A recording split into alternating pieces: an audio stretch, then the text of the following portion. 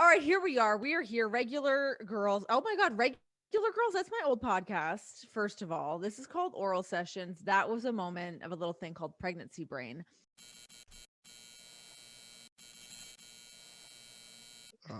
Here's a good one for you. This is from Sebastian, and Sebastian wants to know, Renee, when did you get interested in professional wrestling, and what was your favorite time period? Ooh, so I guess I got interested in wrestling probably back in what would have been, I was in like fourth grade. So whatever, like that, 95, 95, I would have been in fourth grade, something like that. Yeah, I was very much into wrestling at that point. It was like all Undertaker, Stone Cold, The Rock was coming in. I remember all my friends like loving Kane, big Kane fans. But I went and saw. It would have just been like a Monday Night Raw that was in Toronto, but I got to go because my dad is a concert promoter and he worked at all the arenas in Toronto, so I got to go and like hang backstage and like meeting Mick Foley and China. Like I will always remember that so vividly, of meeting them and seeing them and being like pretty enthralled with what they were doing.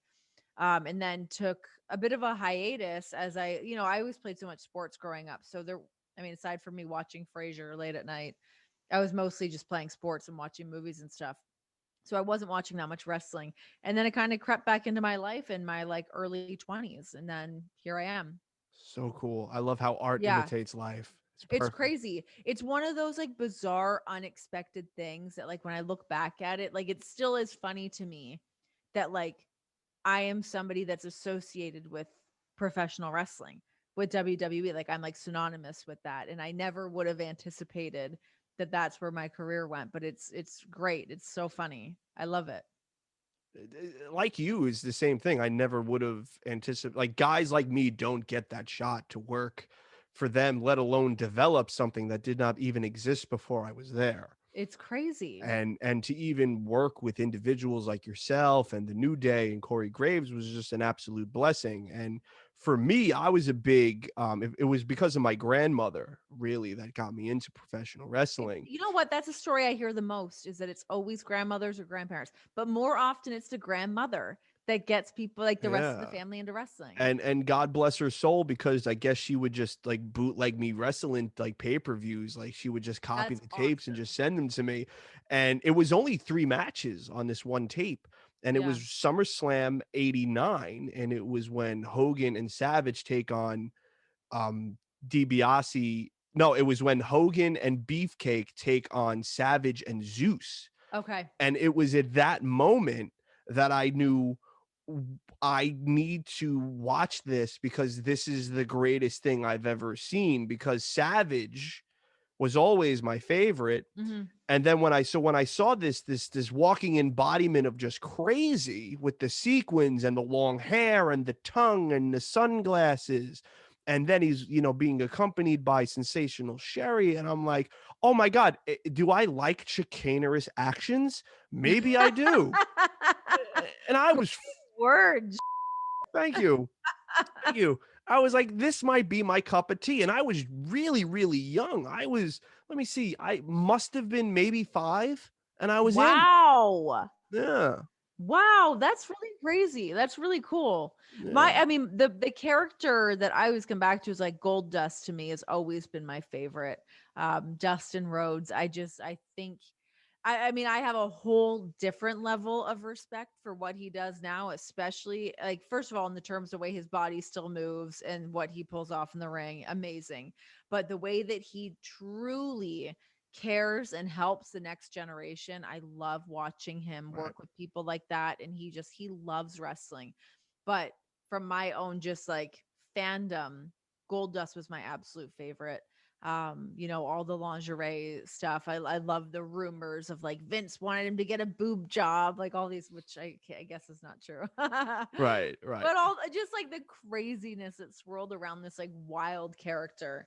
But as like an avid Bowie Prince fan, whatever, I feel like those things will kind of fall in the category of like just this just they're such cool characters, just so Yeah. fun to watch. The androgyny of it all. Androgyny, yes. Because here you Yes. have this big, tough, Texan with the boots and, Yeah. the country music and the tattoos. And, if you knew anything of who he was before he became Goldust, you knew he With the was the natural. natural, Yeah. and he was wrestling in WCW, and he had this legacy that he carved out all on his own with his father to begin with. And Yeah. then you have him doing performance art. And that's what It's professional wrestling amazing. is to me, is just one big performance art. So to see that, it's so impressive. And to see what he does now, and the methodology behind like how he likes to keep his body like fluid, Yes. It's and the amazing. knowledge that he gives back now to, I guess, the students that he helps work with at the Nightmare Academy, Hmm. is just awesome. um Yeah, big ups to he's the big best. ups to the I love dust. that guy. Yeah, he's such a great dude. Um, yeah. Okay, so this is our last question for this episode. Because we have been just blabbing and yapping away. From Kelly N. Sukasa. Please tell us a story about how Brody brought the recording equipment for you, Emilio. Can you tell us that story? uh all right, I will.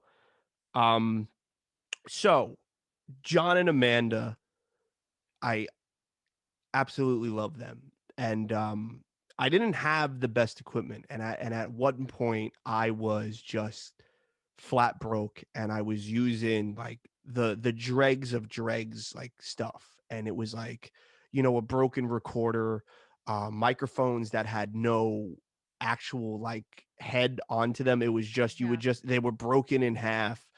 But I was doing it, you know what I mean? And to me, that was the organicness of it. And we go to Sirius, and I'm there, and I showed John the equipment, and I was like, well, I snuck you guys in here because my equipment ain't so good. And I pulled some strings, and I snuck them in late at night, because I wasn't allowed to do that, because I was a producer. And as a producer, you're only supposed to utilize the tools for the shows in which you produce for. But you sure. can't sit there and tell me not to play with multi-million dollar equipment, and when my best friends are in town. And then my birthday comes around a couple of months later, and I get this package sent to my house. I open it up. There's no name on it. And it's this podcasting equipment. It's this thing that I use here. And it's headphones, and it's wires, and just all this like equipment, hundreds and hundreds of dollars worth of equipment. And I'm trying to figure out who sent it. And then I find this note inside of the gift, and it stays in my wallet. And it it said, dude, we love you, and we believe in you. Oh, Get it. And I'm going to tell you, when I got this, it put a battery in my back, and I manifested. I wanted to work at the WWE. And I genuinely believe, if it wasn't for John and a tour, I don't know if I would have been able to. I'm sorry. no, it's okay. Take your time.